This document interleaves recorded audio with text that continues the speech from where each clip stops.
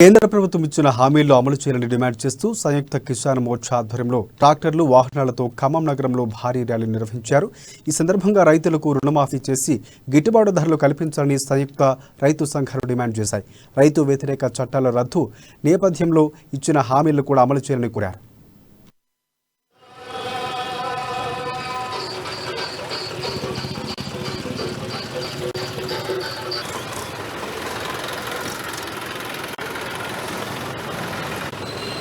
ఈరోజు దేశవ్యాప్తంగా ఉన్నటువంటి అన్ని రైతు పక్షాల ఆధ్వర్యంలో గతంలో దేశాన్ని పాలిస్తున్నటువంటి బీజేపీ ప్రభుత్వం ప్రధాని నరేంద్ర మోడీ పార్లమెంటు సాక్షిగా వాళ్ళు తీసుకున్నటువంటి వ్యవసాయ వ్యతిరేక 3 నల్ల చట్టాలని రద్దు చేస్తున్నామని ప్రకటించారు।